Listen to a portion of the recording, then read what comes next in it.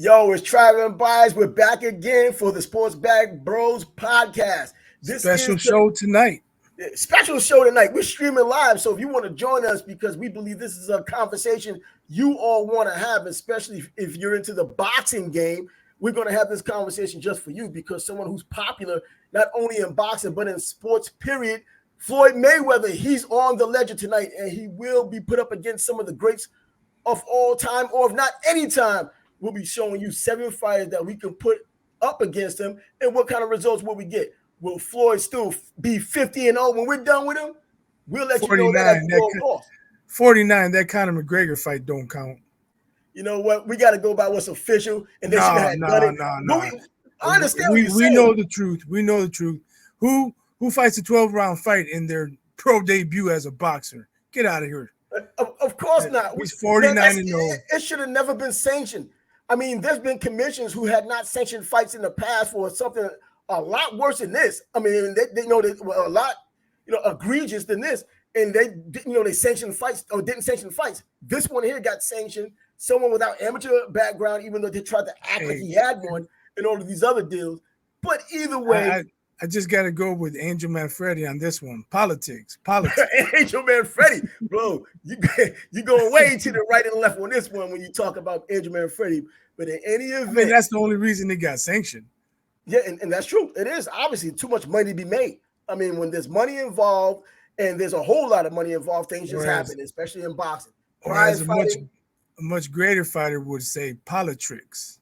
Yep, politics.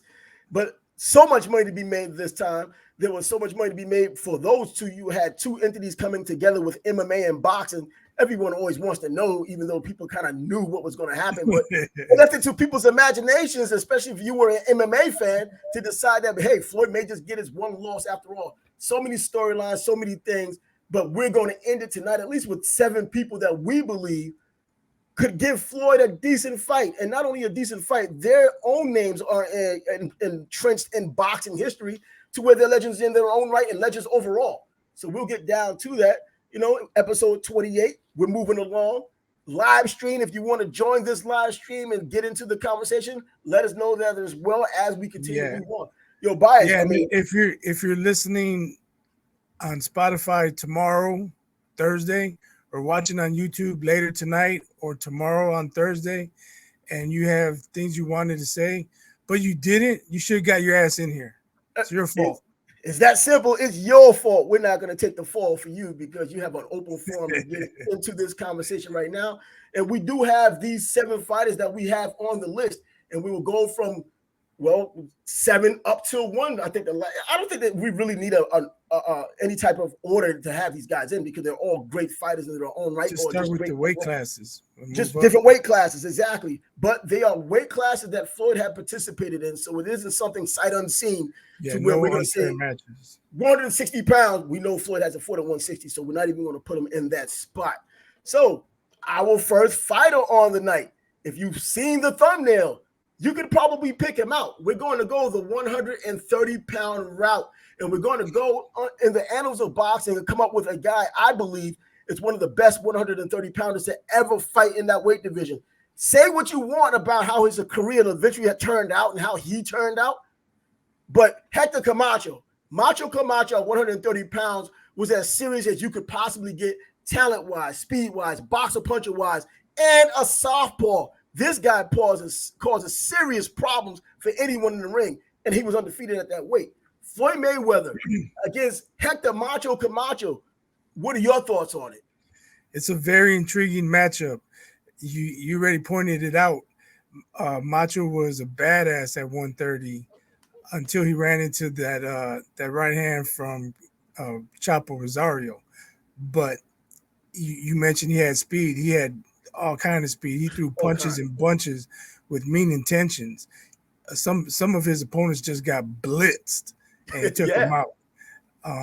So it would be a very intriguing matchup. Yeah, I'm looking at it the same way. I mean, an intriguing matchup, and as you mentioned, with El Chapo, he actually moved up to 135 pounds, and that's when he changed everything. Before that, he was a phenomenal fighter, boxer, puncher. He got the knockouts because his hands were so fast. He had the foot speed. He had the hand speed. He changed his angles, hit you with the left hand, probably 3 of them before he even went down, because he had that kind of power that came with the speed. When he moved up to 135, well, El Chapo changed his life for the rest of his career. He became more of a cautious boxer. But at 130, it's an excellent time to pick him against someone like Floyd Mayweather, who was young himself, blazing fast himself, and a true boxer puncher at 130 pounds. Could you imagine the press tour? Hector yelling macho time, and Floyd coming back with his retorts, and oh my gosh, that would be insane. And that's another thing that's probably going to be underrated if these two if they were to ever match up, because of that. Before the fight, the pre-fight anything, Hector Camacho, man, he was on another level when he talked about. Look at Prince Hassim Hamed. You know what I mean? How he came out and all that, and the way he received because of the way he came out flamboyant. That was all Hector Camacho. I think he was the one who took it over the top. Muhammad Ali is one thing, but in terms of ring entrances, craziness inside the ring, I think Hector Camacho really started all that macho time stuff, the gold chains, even before Aaron Pryor with Hawk time. Yeah, you make a good point. I can see that. Now let's get down to the battle. Is it going to be 12 rounds? Is it going to be 15 rounds? In all fairness, let's make it 12 rounds, because Floyd's never fought 15 rounds. And I've always said, even though he's as fresh as a daisy, because Floyd's conditioning was outstanding after 12 rounds, he would have his interviews and it seemed like it was a pre-fight interview. He wasn't even out of breath. We still cannot dispel what happens from 13 to 15. They changed it to 12 for a reason. Billy Khan would have been champ of the world if it was just 12 rounds. Joe handling him the round afterwards. Yeah, but this will be an insane fight, because at that weight, we've mentioned Floyd was a boxer puncher, a lot more aggressive. He was looking to get you out of there. We've seen him a couple of times at 130 pounds. And Hector Camacho came after you. He didn't wait either. What's going to happen? You got a southpaw. Now, Floyd's had his problems with southpaws, but Floyd has always figured it out. But he's never faced anyone like Hector Camacho at 130 pounds. Right. Even Zab Judah with the fast hands, he didn't throw punches and bunches like Camacho did at 130 pounds. So although Floyd has faced other fighters with fast hands, they didn't punch like Camacho did at 130 pounds. This is a 50-50 fight, I think. I don't, even though Camacho blitzed a lot of guys and he basically walked through people, he's not going to walk through Floyd. Floyd's going to get his respect. Floyd, if nothing else, is a sharp puncher. So he's going to land some good shots. He would make Camacho think twice. I think it definitely goes the distance. Probably a split decision for Floyd. Good enough fight that it would call for a rematch. That's my prediction. You know what? I want to get right on that bandwagon too, but we have to mention some of these fighters that Floyd did fight at 130 pounds. How did he fare against them? And you look at Genaro Hernandez. Obviously, he won the championship at 130 pounds. Genaro Hernandez, 5'10", so Floyd at 5'9", had a longer reach than Genaro Hernandez. Absolutely schooled him. But that was after Genaro Hernandez had lost to Oscar De La Hoya the first time with a broken nose, and he wasn't the same fighter after that. So Genaro Hernandez, even though I think he was, man, the way they're putting people into the Hall of Fame, he probably is a fringe Hall of Fame. He may never get in, but he'll get his name out there. He probably might not get in, but he was that kind of fighter once upon a time. And then at 130 pounds, we have your guy, Angel Manfredi. That's another. Took him out in 2 rounds. I mean, I thought it was an early stoppage, but Floyd landed punches that make the referee think about it before he got him out of there, before the ref bailed him out of there. I don't think much. I don't think it was an early stoppage at all. That fight shows that there's levels to this game. But one of the most mind-boggling fights I watched was when Manfredi beat Gaddy. It was so unexpected. I didn't believe it. But when he fought Floyd, I mean, Angel's from my hometown. We grew up in the same town. All my friends were like, Manfredi's going to get him. Manfredi's going to get him. And I'm like, do you know who he's fighting? Manfredi, I mean, he beat Gaddy. All respect in the world. He dropped Gaddy. Everybody's like, oh, he dropped Gaddy. I mean, that fight was just insane to me. But Manfredi versus Floyd, it was like A versus B fighter. You know what? going into that fight, I had a lot of respect for Manfredi because of the Gotti fight. You know what I mean? Everyone was respecting Gotti back then, of course, and you should have, and even right now. But as you said, there are levels to this game. And when Floyd fought him, man, I thought it was an early stoppage. Did I really think it was an early stoppage, or did I just want to see more? You know what I mean? And he was bouncing off the ropes. His head was going back. Nah, the crime is when you see someone doing so well in the boxing game, like a Floyd Mayweather, as sharp as he was at 130 pounds, you want to see more, even if it's to the detriment of the other fighter. You don't want anyone to really get hurt. You don't want anyone to go to the hospital. None of that. You just want to see the artistry. And when Floyd did that night, man, it happened too fast, man. We didn't get what we supposed to have gotten in its entirety. But even if the ref didn't, if he lets it go longer, what's going to happen? It just gets worse. One more round. That's it. Just gets worse. You know, the same result, but I think I wanted to see something more definitive because even in Manfredi, after the stoppage, was like, yo, what you doing? What you doing? After he cleared his head, of course. But yeah, it would have been the next round. But then there's other fighters at 130 that Floyd had fought just as well. Jesus Chavez was another fighter I thought would be someone who would put the pressure on him, who would really show us who Floyd was. And it wasn't the case. He beat him relatively easy. In fact, I think it was Ronnie Shields was the one who stopped the fight for Jesus Chavez. But I thought, you know, who the hell am I to think that he didn't take a beating that he probably did? But it didn't look like he took as thorough a beating as it turned out to be. And it was stopped. He didn't complain about it. Yeah.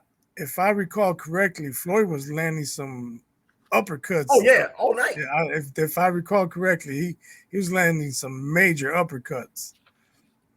And then 130 pounds to put a lid on it with Floyd fought obviously Emmanuel Augustus, and we all know about the Drunken Master and what he brings to the table and the problems with. And that was a younger Floyd Mayweather, by the way. You got to go through your tutelage before you become a world-class fighter.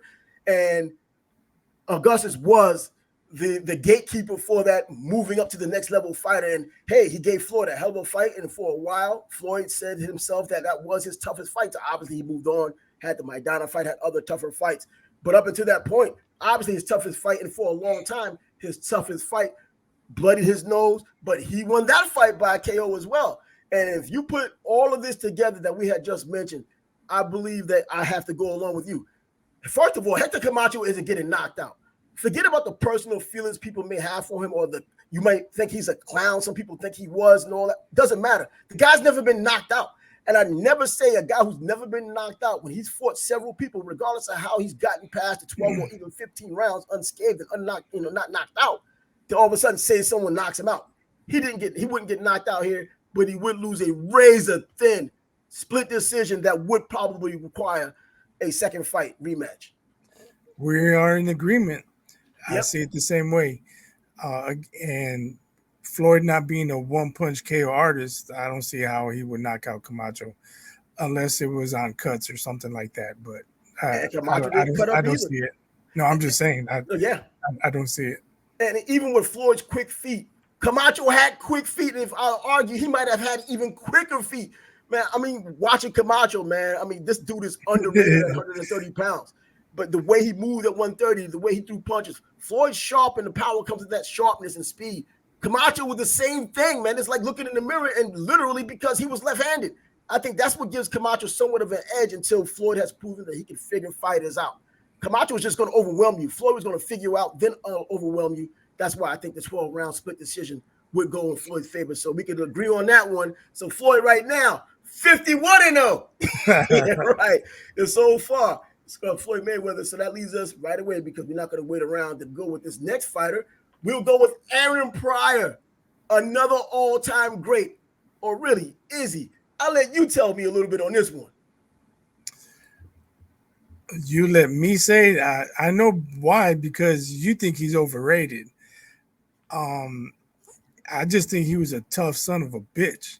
And he came with everything, and he had an awkward style. He could box a little bit. He could apply pressure, and maybe without the bottle, he didn't seem to get tired. But if that was a 12-round fight, there would have been no bottle. Yeah, But you know what? And it is almost blasphemous to say that Aaron Pryor was overrated. But when you look at his That's overall what you record, say, not me. for me to say that he's overrated, well, I'm sure other people. So there's somebody else out there who may think so. But Aaron Pryor's overall record, I know. Well, generally, when you talk about all-time greats, you have to look at the record. You just can't look at what they've done, the way they looked, and what you might have think they could have done against somebody else. And even though he was locked out and didn't get a chance to fight the Four Kings at all, it still leaves a lot to be desired. We just don't know until we know. And in his case, when it comes down to the Four Kings, we don't know anything. We don't know anything. We only know about Kid Cervantes. Kid Cervantes not a pushover, but definitely not an all-time great. And that's the fight that he won. And then he beats Arguello, a smaller fighter who moves up to fight him. I mean, you're supposed to beat this guy. And then you had two fights and you went tooth and nail with him in the first fight, needed a bottle. Yeah, the first fight was an all-out war. As you mentioned, I don't know if he needed the bottle, but is it a coincidence that Panama gave him the mix and then he went out and knocked him out that following round? I don't know. I think it's probably more than a coincidence, but whatever. He, like I said, he's a tough son of a bitch. Arguello hit him as clean as anyone has ever been hit. Probably as clean as Hearns hit Duran. And he just ate it and kept coming. But you know what? Once again, let's look at the reality. I'll take the emotion out of it. We're talking about a 140-pounder fighting a fighter moving up in weight. You're supposed to eat them shots and be able to handle it. If you're a super fighter in your own weight class, even without the bottle, you should be able to handle that. Other fighters didn't. Other fighters didn't because, and we're not calling other fighters great fighters like we're calling Aaron Pryor said a great fighter. That shot made him look straight up at the lights. yeah, and I saw the punch. Yeah, he did look at those lights and he kept fighting on. See, there's no taking away his heart because Aaron Pryor, there's no question that his heart was what it was. But then I think people just automatically take the liberty of putting him up against somebody like Sugar Ray Leonard or Tommy Hearns because he beat him in the amateurs. They start using their imaginations more than they use what's there, what happened. You know what I mean? And try to come to a reasonable conclusion with it. And I look at even more than just the Cervantes fight and even the fight against the two fights against Arguello. I mean, I look at the Dewan Johnson fight. That's a fight that's completely underrated. Dewan Johnson was trained by Manny Stewart, came out of the Kronk gym, and he knocked down Aaron Pryor in the beginning of the first round. And going into that fifth round, he was down on all scorecards. Now, he came back and eventually won, but this is Dewan Johnson we're talking about. This isn't one of the Four Kings. This isn't just anybody else that we even know of unless you kept up with boxing in the 80s, especially in the Midwest. I mean, bro, he had problems, man. I understand he's been knocked down before. He's gotten back up with his antics of winding his arms up or doing the Ali shuffle. But Dewan Johnson isn't supposed to do that to you, even though he's had some talent and even though he was trained by the legendary Emmanuel Stewart. I see Floyd Mayweather just picking him apart. Floyd just at 140 pounds, doing what he not that. Look, Aaron Pryor was easy to hit. So was Arturo Gatti. And we saw what Floyd did to him. Yeah, but come on, Gaddy's no Pryor. Oh, of course not.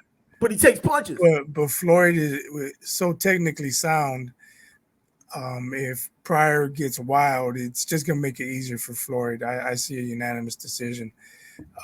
Early on, there'll be some moments here and there, but by fourth or fifth round, Floyd probably figures him out and starts to do his thing. Probably 116, 112, something like that. And I'll go back to even the class we just talked about a minute ago with Jesus Chavez. That's the guy that puts the pressure on you. He threw a lot of punches, but he didn't give you the movement that Aaron Pryor gave with his angles and ridiculous punching angles and whatnot. But Floyd, after the first 4 rounds, he's processed information the way he can sit back there and decide if he wants to pot shot you at 140 pounds, whether he wants to embarrass you like he did Arturo Gatti. And this is the fight I see him winning. I mean, I see him winning this fight as well. So 2-0 right now, at least for us, 52-0 for Floyd. This fight here goes 12 rounds. Aaron Pryor isn't going to get knocked out. We're talking about Aaron Pryor at his best, not when he got knocked down, when he got back after the drug issues and everything else. Yeah, Floyd, 2-0 right now. So that's pretty impressive with Floyd going against 7 of the greats. But there are several greats left for Floyd to conquer or try not to get conquered by as we move on. Do we skip Hank? Oh no, we didn't skip Hank. We got a list right here, and we're gonna get through this list. And when Hank pops up, Floyd's gonna have to answer for it, and we're gonna find out. But wait till they find it. All right, never mind. Just go through the list. Go through the list. And you must have been looking because the next guy up is Hank. No, I don't have it up. I thought. Never mind. Go ahead. Hank Armstrong. We already know the story, man. I mean, we're talking about if there's a Mount Rushmore of boxers, we're not just talking about your usual top 10 guy, top 5 guy. We're talking about probably the top 4, maybe top 3 to ever put boxing gloves off, to ever walk in the ring and to do what he had done. He's in my top 3. A top 3 without him is having me scratching my head over you. I mean, I'm like, bro, you don't have him in your top 4, 3, 4 just to have a Mount Rushmore, 3 just to let me know you're serious. All right. And we know simultaneously Champ at 126. We're talking about Champ at 135. Champs at 147. Would have been Champ if he was not robbed against Serafin Garcia at 160 pounds. This guy didn't care who he fought against. He didn't care what the weight classes was, because even when he fought Serafin Garcia at a 160-pound weight limit, he was still in the 140s. I think 147, 146. He still fought him and got robbed. Either way. Yeah, back then, I believe there were only 8 weight classes. That's it. One champ per division. He almost had half the belts in the whole freaking world. You know what? You had the 140-pound class, but people still respected that 8 weight class division, on traditional 8 classes. And he respected it enough to just skip over the 140, just go 147. So we're talking 126, 135, 147, almost 160, going against Floyd. Now, stylistically, Floyd, he's sharp. And this is going to be the good thing about this. We could pick almost any weight, 135, 147. We saw Floyd at 135. That's where he had his problems with Castillo. We seen him at 147. That's where he had his problems with Maidana. Bro, there's some problems here for Floyd against Armstrong, boy. Hank got a lot to offer, and not just 12 rounds worth. But we're going to keep it at 12 because that's even more work for Hank to do. Yeah, definitely. Homicide Hank is a problem for anybody from 135 to 147. If there was 154, I'm sure he would have had that belt. Yep. Homicide Hank was just a bad man. And I'm not going to say he would run over Floyd, but I don't know if Floyd could keep him off him. I don't know if Floyd would be able to do enough to get the victory against Homicide Hank, who's just going to work, trying to break him down and systematically take him apart. And that's what he did. And just to look at it and put it into perspective of what Hank had done. I mean, we're talking having 3 belts simultaneously, 126, 135, 147. Those are part of the traditional 8 weight classes. But if we broke it down into today, where everybody's a champ, there's a splendid belt like everywhere, there's like 15 champs each weight class. We're talking about possibly 126. We're talking possibly 130, 135, 140, 47, 54, 60. Bro! And then come on, man. I don't want to make this a bash Manny Pacquiao thing, but come on, man. Stop playing. And then no catch weights either. He made his own catch weight, but still fought in the weight class. Yeah, and one champion per division, that's huge too. People say nowadays, oh, so-and-so fought so many world champions. Well, yeah, there's so many world champions out there, but who's the real champ? And Manfredi claims he's a world champion. He got an IBU belt. Who ever heard of the IBU? Bro, look, there could be 4 champs right now, 4 belts, and the best of those guys could be definitively the best and deserve to be the champ overall. But those other people who have belts, they will be just considered number 1, 2, and 3 contenders in the past. That's it. The champ would be the champ. They would be number 1, 2, and 3 contenders. That's it. But now they're champions, and they're able to say it and have the right to say it because of the nature of boxing. But getting back to Hank fighting Floyd, the story of Hank looking at your feet as he was just chasing you around the ring, that takes care of the footwork deal. And we saw the punches that he threw and how many punches he threw. And it kind of lends itself to me talking about, once again, Castillo, the fighter that gave Floyd a lot of problems at 135 pounds that first time around. We can talk about the injury, the shoulder problem that Floyd had. You still decided to fight. We can talk about it now, move up to 147, that Maidana fight. The first fight, I'm not a Floyd fan like that, but the first fight that after watching the fight, I'm like, oh, snap, this guy might have lost. Until the ref said something, until the announcer said something about the judging, bro, that's a fight he probably could have and should have lost. If Maidana is putting that type of pressure on you. Hank, bro, come on, man. Come on, man. Floyd's tough. Yeah. He doesn't get enough credit for his toughness, but Hank doing it for 12 rounds, easy. The only thing I'd say to that is we're basing this on Floyd at his best, Hank at his best. I don't believe Floyd was at his best versus Maidana. Well, but as far as that fight, there was a little bit of doubt when I was watching. I wasn't scoring it as the fight went along. I was like, wow, that was a close fight. But watching it afterwards, the best I could do was a draw for Chino. Like I would have to say, I'll give this one to Chino, and that would make it a draw. But in honesty, my first reaction was giving that round to Floyd. So I had Floyd 115, 113.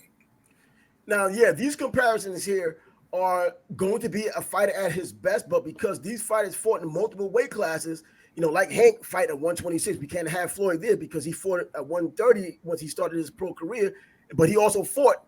We have the benefit of knowing that he fought at 135, 147, and even moved up from there.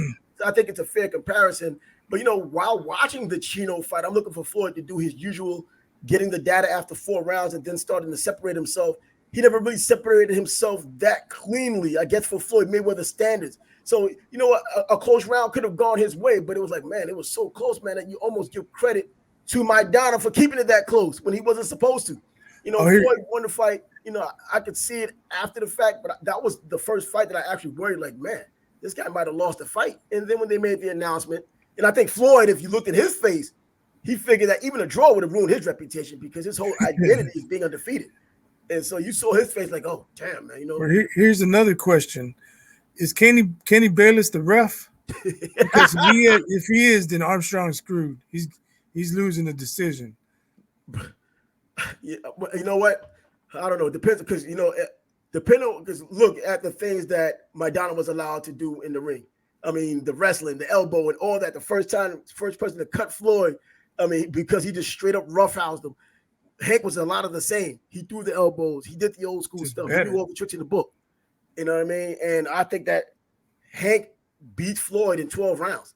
Not because of the nostalgia of saying this is a black and white fighter like some people like to do, burn sugar. But no, thinking about looking at the accomplishments of these guys and watching at least as many fights as I possibly could of Hank Armstrong over the decades now that I've been alive, but then living through Floyd Mayweather doing, bro, I got to go with Hank on this one, 12-round decision. And if it was 15, it'd be a 15-round decision.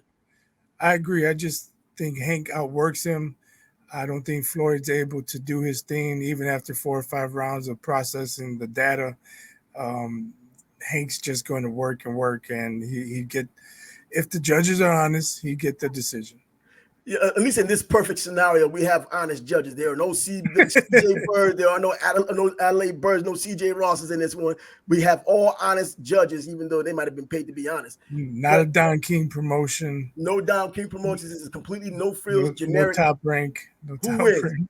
And I just think that Floyd does process information. He's known for doing that, but the volume that it becomes a battle of attrition. Not that Floyd can't win a battle of attrition, because I think he did that exact thing against Maidana, but this is a different animal here. This is from the first round into the last round. This guy is going to adapt to you while looking at your feet and still hitting the target, or if not the target, your shoulders, your hips, all of those things that old school fighters had done. And with Floyd's brittle hands, man, what happens with that uppercut hitting the wrong spot as Hank is chasing him around the ring with his head down, hitting him on the top of the head or something. Anything can happen, but this is the first loss I can officially give Floyd, well, officially give Floyd during this matchup. So now, well, Castillo, you said you were the first one to beat him. It might not have been you. It was Hank. Floyd now has a loss. So, 52-1 right now, according to his overall record. 2-1 for us right now. We're in agreement. We're in agreement on this one. Bro, you know what? And ironically, I didn't think I was going to get past that Hector Camacho deal, but as we spoke about it and I had a chance to think about it, I had to say, because I was going to go with Camacho, but then I thought about, what, Floyd, God, a split decision. That's funny because earlier today I started putting some thoughts together. I was like, well, I don't want to just wing it. I need to, actually think about who I think would win. And just like you earlier, I was thinking Camacho, but as we started talking, a split decision for Floyd came out my mouth. Yeah, you know what? Bro, you know what? Call it a cop-out if you want, man. But there'll be a rematch. We'll talk about that if they get the rematch signed. But I don't think Camacho will be around for the signing. Either way, moving that fight on. And now that Hank has now upset the apple cart with his one win against Floyd Mayweather, now no longer an undefeated fighter, no longer a record. It wasn't a record to begin with, but anyway, another story for another day. We'll move on to our next fighter, and that will be number 4 at 135 and 147 pounds. The great Roberto Duran. I mean, bro, at 135, there's no way I can pick Floyd at 135 because I still say to this day, Roberto Duran is the greatest 135 pounds to ever set foot in a boxing ring. And this is including Pernell Whitaker. This is including Benny Leonard and all of these old school guys people like to throw in there. Roberto Duran, man. I agree, hands down, Roberto. I mean, this is not even worth an argument, in my opinion. I mean, besides the power that he had, I don't know if he'd knock out Floyd, but at 135, he had speed, he had good footwork. Ferocious, man. Yeah, he was a killer. There nothing out of, man, look, 135 pounds. I mean, for the duration of the time I'm going to be alive, whether it's 50 years from now or 5 minutes from now, I don't think I'm ever going to see another 135 pounder like I've seen with Roberto Duran when he was at 135 and the way he took care of that competition, which was deep when he had fought, when he was the champ. Did you see what he did to Rocky? Is it who? Rocky. Who, Roberto? Oh. Couldn't catch the little squirt, man. Yeah, he couldn't catch him. He couldn't catch him. Yo, bro, you threw me off with that one. I'm like, man, wait a minute, this is the big fight. I might have missed Roberto Duran, but nah. But you know what? That's at 135. Now at 147, we have a wiser, more calculated Floyd Mayweather, more defensive. In fact, the defense that made him probably one of the greatest defensive fighters of all time. That Floyd Mayweather fighting this Roberto Duran. And you know what? I still go with Roberto Duran. You know why? Because he beat Sugar Ray Leonard in their first fight. Everybody remembers that no mas in the second fight. No, that first fight when they were both grown men inside of the ring. A battle of attrition, a whole bunch of skills, toughness, everything you can ask for in a championship fight. He moved from 135, had about, 1 or 2 fights at 147. Beat Sugar Ray Leonard, the golden child, man, the gold medalist. He beat the real Sugar Ray Leonard, not the one in the second fight in which Duran pretty much did the no mas thing because of frustration, not because he was getting beaten up. But that number 1 fight, that first fight they had, 2 grown-ass men getting after it, and the best man just flat out won. That guy is not going to lose to Floyd Mayweather, man. Not 147. Well, you mentioned Floyd being more defensive at 135. He's not going to pot shot his way to a victory against Duran. Oh, no, 147, he was more defensive. Either way, he's not pot shot with Duran at 147. Yeah, Roberto was still nasty, man, at 147 when he fought. Yeah, the first time. He's not going to pot shot him anywhere. 135, no, 147. Man, Duran going to eat it, sneer at you. He's going to try and pot shot him probably, but not his way, not to a victory he won't. Duran's going to take the shot, sneer at him, and then borrow his liver for the rest of the fight until he submits. And that's what he would do. Roberto Duran, I don't even know how this conversation even went this long. Roberto Duran, man. I think, man, and I don't want to make it seem like Floyd's, come on, man. Floyd is who Floyd is. You know what I'm saying? This is a mythical matchup, but Floyd is who he is. He's as great as he is during his era. But when you expand it across the boxing eras, I just think there are guys there that would have been there for him that would have made life a lot more difficult than the lot of guys he had in his era who tried to make his life difficult. It would be similar to Hank Armstrong fight. Not in that Duran's going to be rugged and sloppy and just overwhelm him, but he's going to put a lot of pressure just like Hank would. Pressure and pain. It's different with using skills and body punching and you know his jab and body work, and it would be similar. I think he'd wear him down. He probably wouldn't stop him, but he'd win a clear decision. No, and I'm giving tribute to Floyd being such a being such a defensive fighter, you know what I'm saying, and being tough, that he doesn't get enough credit for being tough. I mean, bro, actually we got some people who decided to come in on here. So let me see. Can I share this to my page while it's live? Why not? Sure. Yeah, go ahead and do it. Yeah, go ahead and share it to your page while it's live. I'm surprised I haven't gotten here early to the comments because there've been quite a few that haven't checked it down. Hey, you nailed it right there. They say that you nailed it on that way. Hey, get the props, man. I'm just curious. How come it says Facebook user, not an actual name?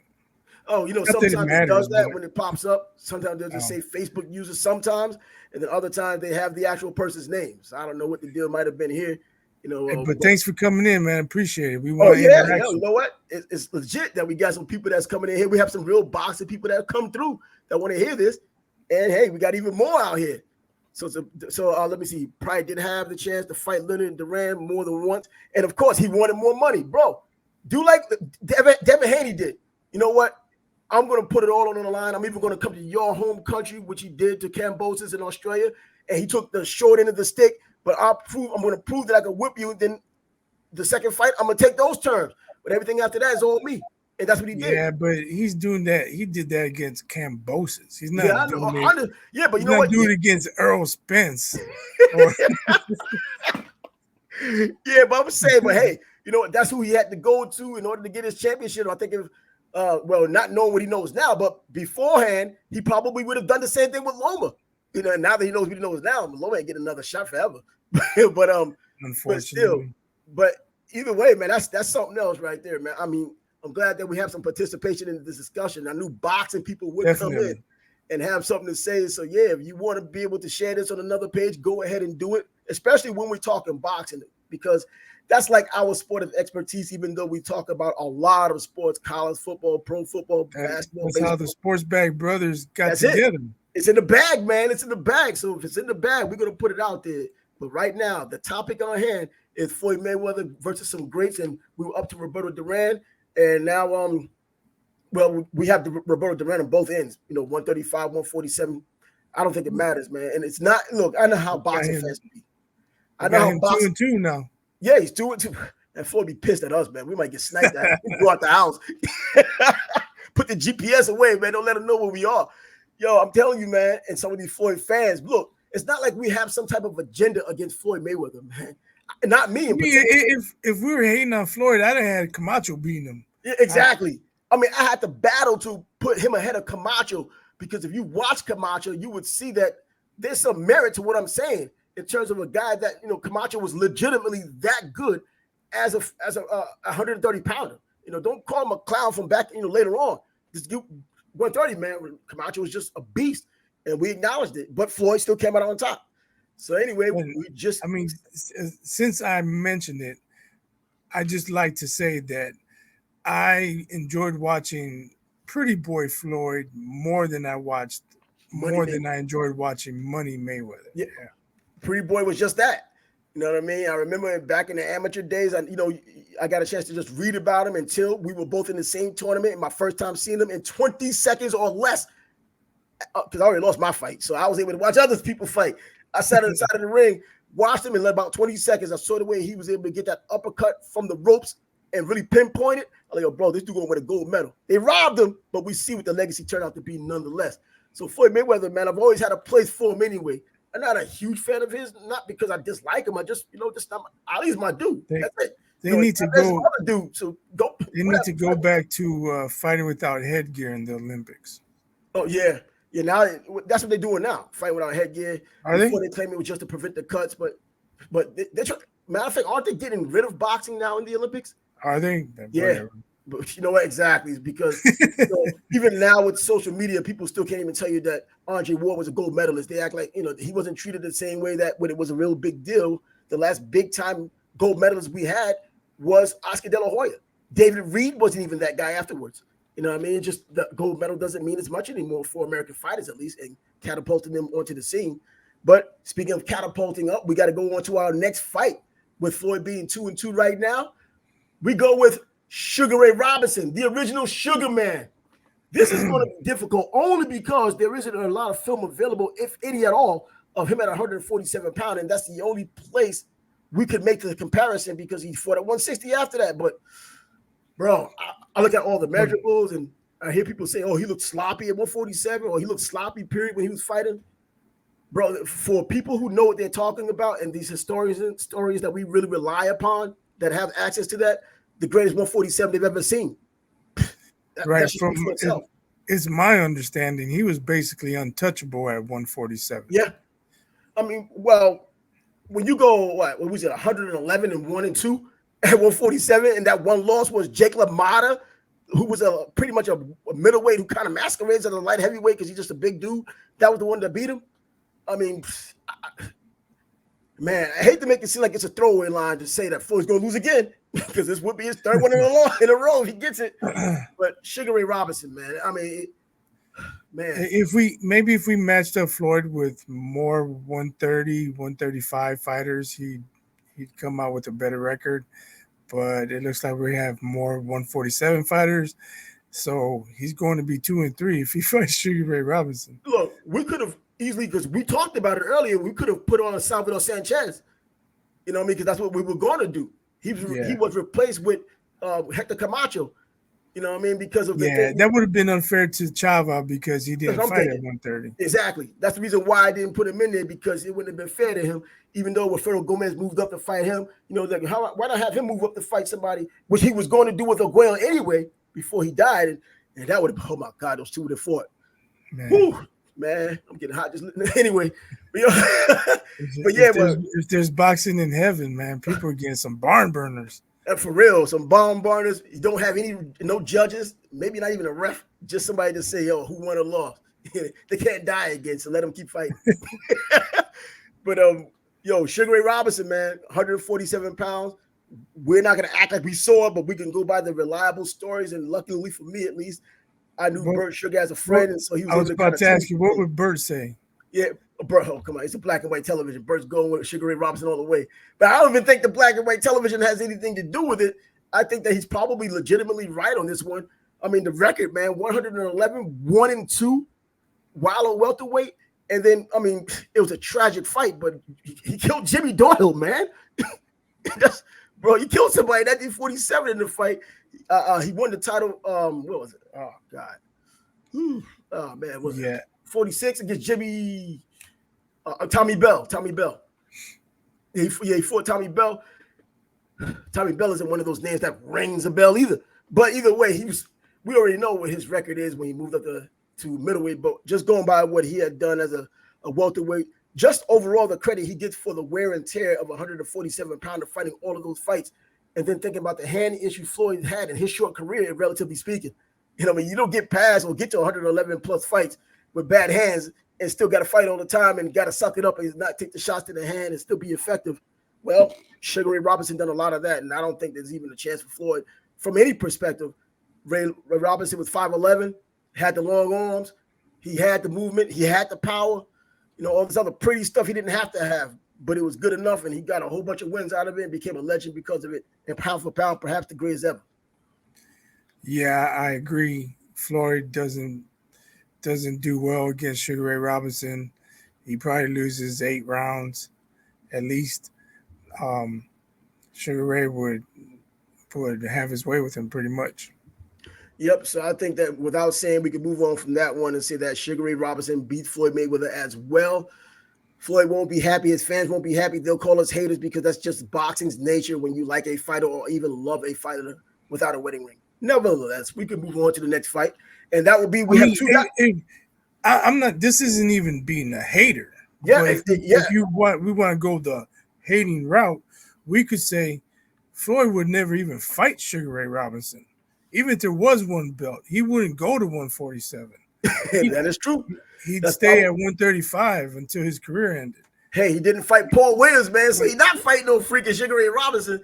Hey, not to say that he was running from Paul Williams. All I know is they didn't fight. That's all I know. And Paul was bouncing down from 147, 160. Or he'd wait till Sugar Ray was 53 years old.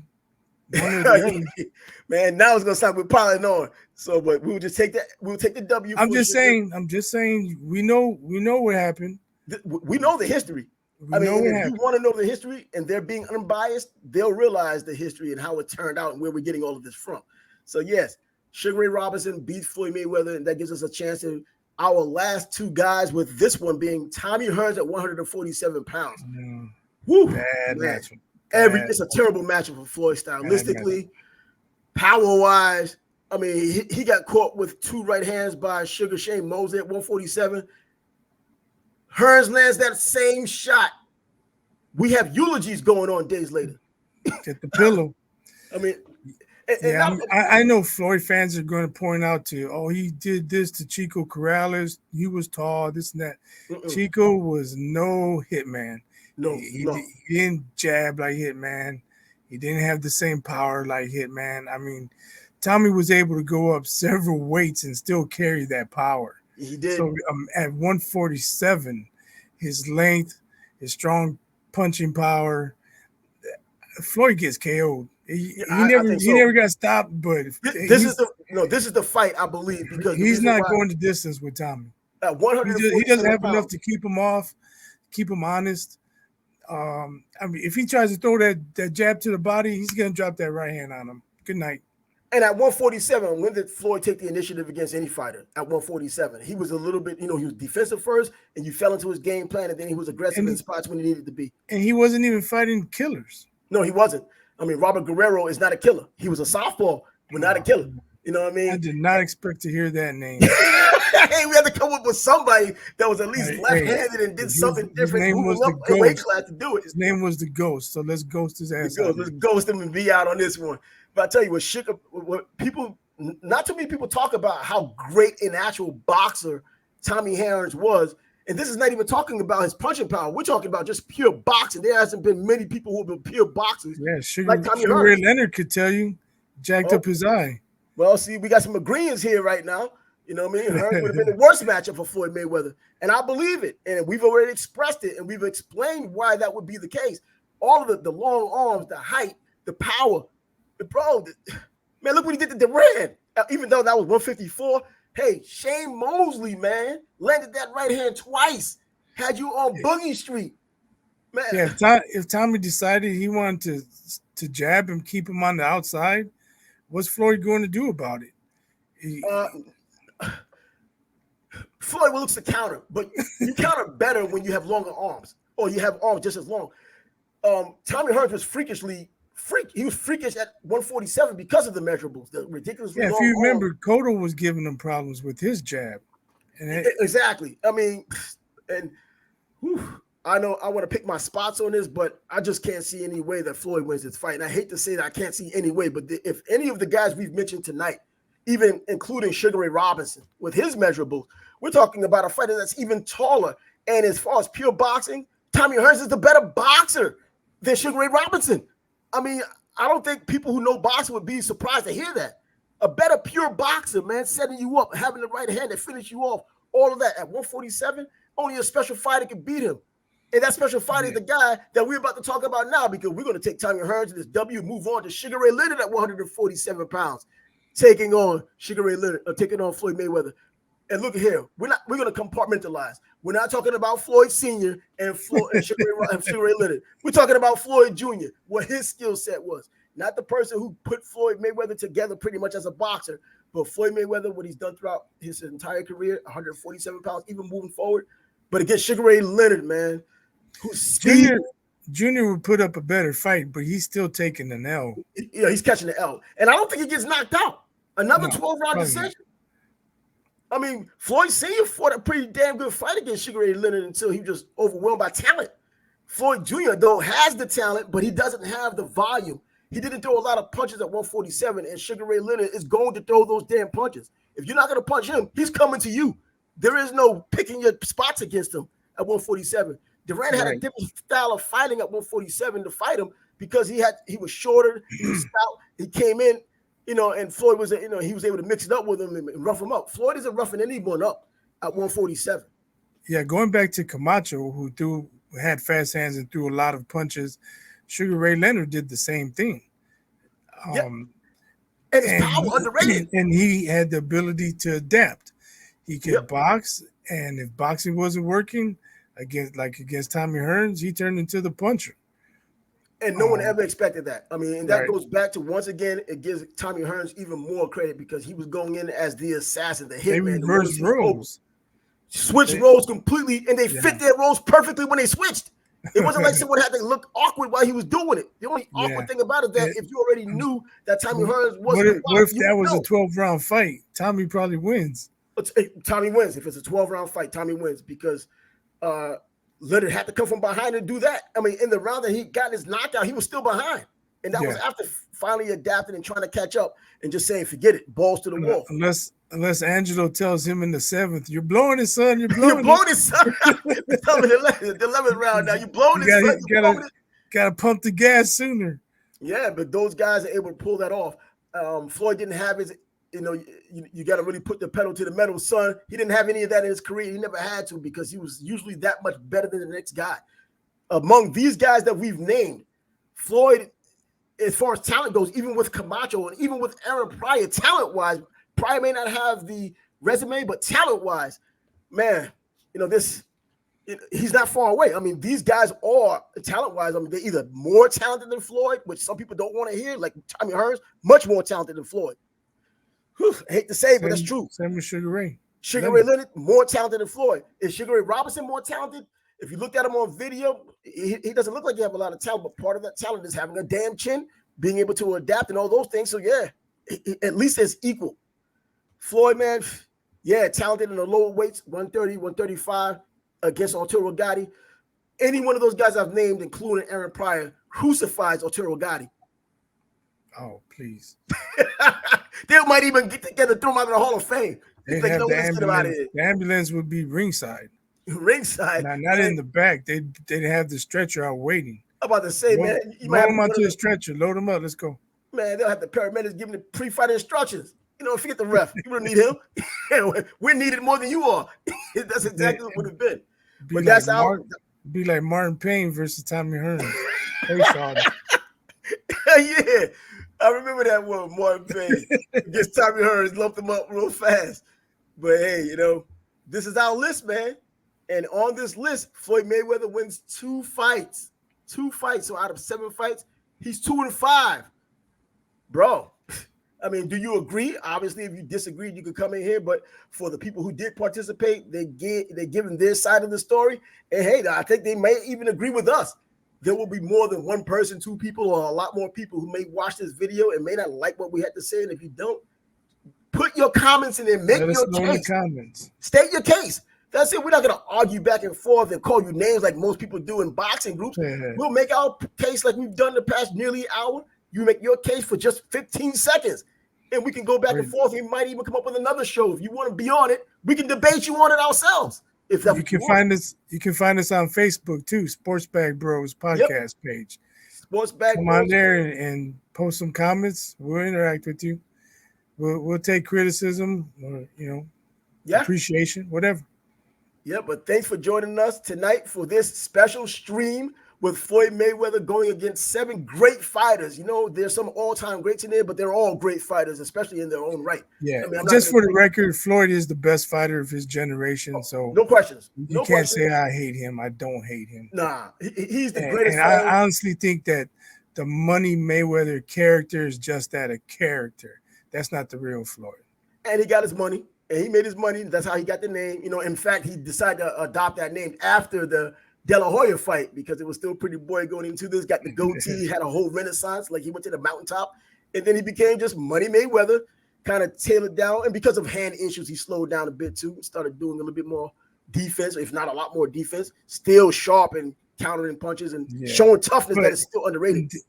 In these scenarios, he's not going to have the field tilted in his favor. Nope. All the fights may not be in Vegas where he can get the lidocaine shots in his hand. He's not going to have Kenny Bayless as the ref for every fight. Nah, but even with Kenny Bayless against these guys that we've named tonight, man, I mean, bro, Godspeed. Because, bro, these are serious fighters we're talking about from Hector Camacho all the way up. But if you see, if Kenny Bayless is in the ring and Homicide Hank's doing his thing, he's going to be panning, hey, break it up. No elbows, man, no elbows. No headbutts. Hey, no fists. No fists. What do you think this is, boxing?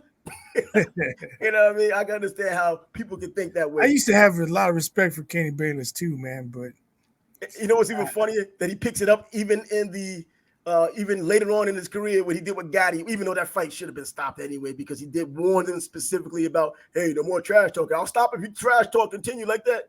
And they did it. He stopped it, blah, blah, blah. But it kind of added to the narrative of Kenny Bayless bailing out Floyd Mayweather once again. But bailing anyways, him out for what, though? Nothing was happening to Floyd. That fight wasn't even a fight, man. The guy was losing regardless. He was going to get a paycheck. He probably just wanted to go home. Let's go home, guys. Yeah, let's go home. That should be the case right now. 7 fights. Floyd is 2-5. You may not like to hear it, but we made our case. Once again, if you have an issue with it, leave a message or put a comment in and you tell us what you think.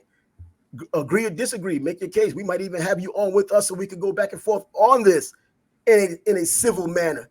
I'm Trav. He's biased. This is the Sports Bag Bros podcast, the episode number 28, a live stream. Thanks for joining us and everyone who participated during this live stream. We appreciate that as well. Yeah, and next week's show is Draymond Green versus Floyd Mayweather. I wonder who's gonna win. Jordan Poole's father. Catch you later. Peace.